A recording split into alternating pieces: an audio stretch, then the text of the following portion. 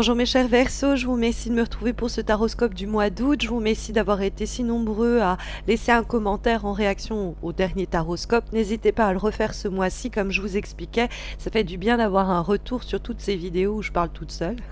Donc n'hésitez pas non plus à liker la vidéo si vous préférez rester silencieux ou silencieuse. Et puis à vous abonner à ma chaîne YouTube si vous ne l'avez pas encore fait. Ça vous permettra évidemment de ne pas rater les prochains taroscopes, mais également les concours que j'organise exclusivement sur ma chaîne YouTube, parce que mensuellement, en revanche, j'organise des concours sur mes pages Instagram et Facebook. C'est régulier, c'est tous les mois. Il y en a 2 en cours tout le temps. À chaque fois que vous regardez un de mes horoscopes, il y en a un qui est en cours. Enfin non, il y en a 2 qui sont en cours. Un sur Facebook, un sur Instagram, et qui vous permet de remporter une voyance gratuite réalisée par mes soins au sujet d'une problématique qui vous concerne. Alors une toute petite parenthèse pour vous informer que je serai en congé du 10 au 20 août. Avant cela, je reste à votre écoute, et à partir du 21, je suis de retour, mais je serai en congé du 10 au 20. Et avant de partir en vacances, j'ai le plaisir de vous annoncer que le premier volet de ma formation dont je vous avais parlé, celui de l'initiation au tarot de Marseille, a été prolongé et poursuivi par 2 volets, celui du perfectionnement et de l'expertise, qui viennent hier d'avoir été rendus publics sur mon site. Et donc je vais pouvoir partir l'esprit léger après avoir accompli cette formation de bout en bout, que je suis très contente de pouvoir du coup vous présenter. Mais recentrons-nous autour des énergies très fortes de ce mois d'août, mes chers Verseaux. Il est en effet ce tirage marqué par 3 arcanes majeurs, l'arcane sans nom qu'on va voir, le mât, mais également le soleil. Et donc il y a des transformations en cours, parce que la carte que nous avons comme aspect positif pour les semaines à venir, c'est l'arcane sans nom qui nous l'indique, et elle nous parle de transformation assez radicale et souvent définitive. C'est l'idée d'une renaissance que l'arcane sans nom va porter en elle quand elle se trouve dans les aspects positifs. L'idée que l'on met un terme à une situation et ça nous permet de renaître. Cette idée de renaissance, on va la trouver en plus, on le verra dans la direction que prennent les choses à travers la carte du mât, mais c'est vrai que c'est une carte de métamorphose. Il y a l'idée un peu de la mue du serpent, on est en train de changer de peau, ou si vous préférez, de la transformation en papillon, mais il y a cette idée vraiment d'un cycle qui s'achève et l'idée de passer à une nouvelle étape, à un nouveau plan, que ce soit l'idée de devoir en finir avec un boulot qui ne nous plaît plus et tourner précisément la page à ce propos, faire table rase et repartir sur des bases nouvelles sur le plan professionnel. Avec le mât pas loin en direction, c'est une bonne période pour tenter sa chance dans peut-être des domaines un peu nouveaux ou radicalement différents de ce que l'on faisait jusqu'alors, puisque on peut se recycler dans un domaine qui n'était pas celui pour lequel nous avions été au préalable formés. Il y a l'idée de se redessiner une carrière, et ça peut intervenir aussi sur repenser l'endroit où l'on vit, changer radicalement, on coupe avec notre environnement qu'on connaît depuis si bien, on se provoque, on va dans une autre région, une autre ville, une autre zone. Ça peut être aussi l'idée d'en terminer avec une relation, quelle qu'elle soit, amicale, amoureuse, familiale, puisque l'arcane sans nom va nous permettre de pousser un soupir de soulagement. Cette fin-là apporte ce commencement-ci. Il y a cette idée que c'est lié et que cette transformation, elle va se dérouler dès le mois d'août. Ça va être fréquemment assez profond, mais c'est surtout essentiel et nécessaire. Donc, sur le plan, par exemple, personnel, on va de cette façon se défaire du passé. C'est vraiment, on efface tout ça. Je vous parlais de faire table rase. Il y a vraiment l'idée de tabula rasa, de vraiment éliminer tous les schémas anciens qui existaient pour en débuter des autres ou un autre. Mais ça peut être en réaction à quelque chose, hein. C'est-à-dire que on doit peut-être trouver un nouvel endroit où vivre, on doit se séparer de cette personne parce que on va trouver dans la carte des obstacles une autre lame majeure, la carte du soleil. Cette carte du soleil, là où elle est localisée, elle va nous parler de ce qui peut poser problème au cours des prochaines semaines, nous porter préjudice ou des attitudes et des comportements qui ne sont pas encouragés par les cartes. Or, la carte du soleil, ça peut être l'idée de l'ego. Et quelquefois, ça peut être notre ego qui a été un peu heurté, et donc il faut mettre un peu notre ego au placard. C'est peut-être une déception, plus simplement, qui peut être mise en lumière par la carte du soleil. Dans le dialogue qui s'effectue entre l'arcane sans nom et le soleil, il y a quand même cette idée de quelque chose qui se termine, et ça peut être une relation amoureuse notamment, hein, parce que le soleil peut nous parler de ça, mais ça peut être une rupture amicale, une rupture familiale. Il peut avoir quelque chose de ce type-là aussi avec quelqu'un qui comptait beaucoup pour nous, mais qui a abusé une fois de trop, et puis son orgueil finit par lui jouer des tours.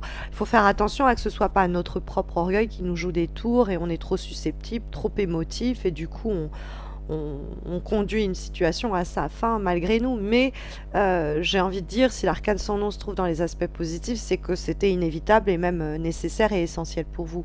Moi, je comprends plus le soleil dans les obstacles comme quelque chose qui n'apporte plus la lumière d'antan, quelque chose qui n'éclaire plus comme avant, quelque chose qui ne réchauffe plus, qui n'enrichit plus autant notre quotidien, et donc à mettre en rapport avec un boulot, avec une personne, une relation, une situation avec laquelle il nous faut couper complètement, puisque le soleil dans les obstacles, c'est l'idée que la situation ne va pas s'améliorer, elle va plutôt se dégrader, voire s'assombrir, hein, sans jeu de mots, mais il peut avoir cette idée-là que il faut se rendre compte que cette situation n'est plus aussi rayonnante qu'elle l'était. Il ne faut pas être aveuglé par la situation, il faut la regarder en face.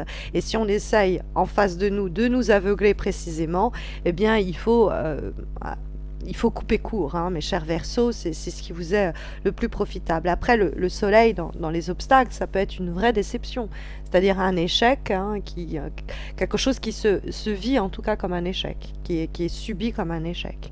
Et ça peut être une rupture, ça peut être une relation qui ne se concrétise pas, une opportunité, une promotion qu'on n'arrive pas à décrocher.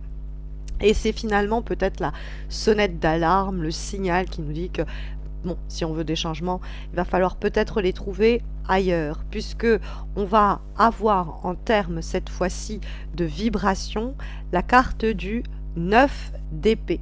Le 9 d'épée va nous ramener à quelque chose plus de l'ordre mental, psychologique, donc la situation, elle se traduit sur un plan très concret et tangible avec toutes ces lames majeures qui encerclent ce 9 d'épée, mais on va passer par un moment assez délicat avant tout sur le plan mental. Et ça peut se traduire aussi sur des difficultés sur le plan de la communication. Et donc on se trouve avec cette carte du 9 d'épée qui nous parle d'une série d'événements qui sont une série d'événements stressants. Les choses se succèdent, de telles transformations, hein, comme l'arcane sans nom peut l'indiquer, eh bien s'accompagnent de beaucoup de méfiance, d'inquiétude, d'anxiété à l'égard de l'avenir des choses. On pourrait avoir peur que la situation n'aboutisse pas comme on le voudrait. L'instabilité des transformations peut aussi nous conduire à être très inquiets, mais on a des raisons de l'être. En même temps, le 9 d'épée, ça ne nous dit pas que les raisons pour lesquelles on s'inquiète, on y trouve des solutions en s'inquiétant à ce propos, hein. Faut plutôt justement avec le 9 d'épée se dire c'est la fin d'une situation, parce que ça reste un 9 et les 9 sont dans l'idée des derniers mètres afin de pousser un soupir de soulagement. Donc il y a une période du mois d'août où on est encore inquiet ou inquiète, oui, on n'arrive pas à trouver le sommeil, on réfléchit une situation dans tous les sens en se disant mais en fait la solution elle est là, c'est qu'il faut tirer un trait dessus quand on voit précisément la carte du mât qui va faire office de direction pour ce mois de d'août et qui nous parle aussi de repartir à zéro. La carte du mât va rentrer en résonance avec celle de l'arcane sans nom dans l'idée de passer radicalement à autre chose, hein. Il y a une vraie transformation qui est essentielle et qui peut être dans un déplacement d'ordre même physique et géographique. On recommence notre vie ailleurs, mais avec la carte du mât, il y a aussi l'idée de plus simplement de liberté, de s'affranchir de quelque chose, de se libérer. Et donc l'arcane sans nom, elle est positive en ce sens parce qu'elle aide l'accomplissement du mât qui va vers une aventure complètement nouvelle et qui préfère rompre les amarres avec ce boulot qui ne nous apporte plus de satisfaction. On a une possibilité par exemple de mutation vers l'étranger qui nous angoisse, on se dit on va s'éloigner des gens qu'on aime, la carte du soleil dans les obstacles et c'est une transformation tellement forte qu'on la sent comme presque une révolution, l'arcane sans nom. Pour autant, il faut accepter cette mutation, il y a de belles choses qui nous attendent. Et puis de la même façon, il peut avoir cette promotion qu'on n'arrive pas à avoir, cet échec ou cette situation professionnelle qui n'aboutit pas comme on le voudrait, qui nous angoisse. Et ben, c'est le moment, le signal qu'on attendait pour se réinventer et pour prendre des risques et tenter des choses qui nous paraissaient jusque-là impossibles, pas accessibles. Et donc il y a cette idée, on va pas trop réfléchir. On l'a vu avec le 9 d'épée que trop réfléchir, ça ne fait pas forcément avancer notre affaire et donc on va se lancer dans une nouvelle entreprise, une nouvelle action, une nouvelle activité sans trop se questionner. Le mât sur le plan plus personnel, c'est vraiment aussi se libérer de quelqu'un qui nous a déçus, d'une situation qui n'est plus épanouissante comme elle l'était jusqu'à présent ou qu'elle l'était dans notre souvenir peut-être même. Ça peut susciter beaucoup d'angoisse et d'anxiété comme l'indique le 9 d'épée à l'égard d'une situation qui cloche, mais on sait, et c'est le signal peut-être qu'il nous restait à recevoir pour se dire en notre âme et conscience, il nous faut partir, il nous faut nous libérer. Ce n'est pas baisser les bras, le mât, c'est retrouver sa liberté, c'est abandonner quelque chose qui de toute façon nous tirait plutôt vers le sol que quelque chose qui nous propulsait vers les cieux. Donc on est dans une nécessité d'aller vers quelque chose de nouveau et de tourner le dos à tout ce qui essaye de nous retenir, que ce soit nos peurs, etc., nos déceptions. Si ça ne marche pas, si ça ne marche plus, il faut regarder la situation en face et se dire « Ok, je vais trouver mieux, je peux trouver mieux ». Et le mât, il nous le dit clairement.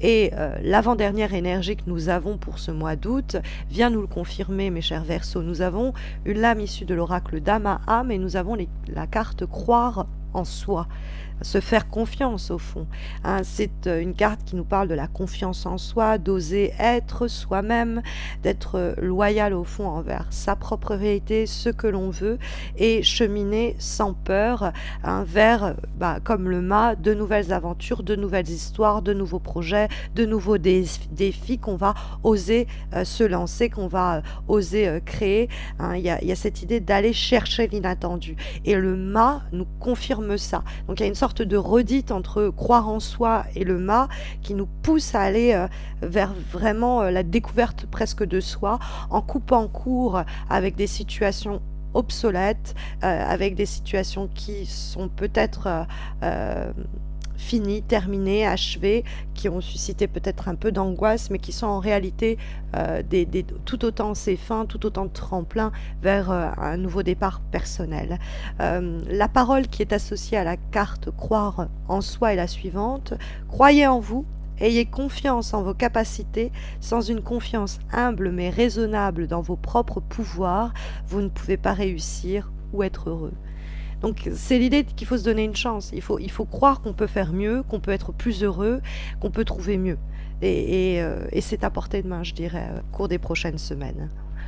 Comme dernière énergie, pour les semaines à venir, nous avons une lame issue de l'oracle des haïkus, et nous avons le haïku suivant: toute la nuit, le vent va parler sans arrêt.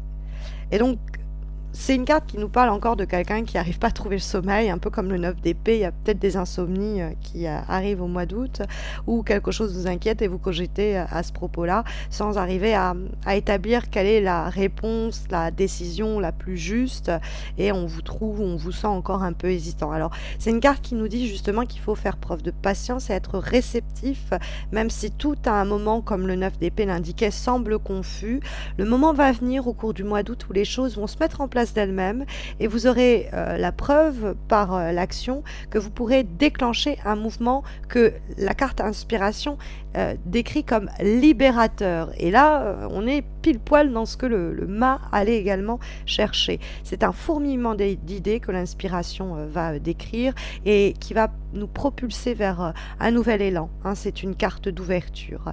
Et ça pourrait nous venir la nuit éventuellement, mais ne plutôt par le rêve que par la réflexion vraiment consciente dans ce cas-là, parce que le 9 d'épée n'était pas très encourageant à ce propos. Voilà les énergies, mes chers Verseaux, que les cartes ont sondées pour vous et pour les prochaines semaines pour vous accompagner. Mais vous le savez, si vous avez besoin d'une guidance, d'une voyance personnalisée, il y a les concours mensuels que j'organise sur mes pages Instagram et Facebook, et vous avez les liens de ces pages dans le descriptif de cette vidéo. Donc n'hésitez pas à m'y retrouver, n'hésitez pas non plus à vous abonner à ma chaîne pour ne pas rater notamment les taroscopes de septembre qui arriveront fin août. D'ici là, prenez bien soin de vous et à très vite j'espère, mes chers Verseaux.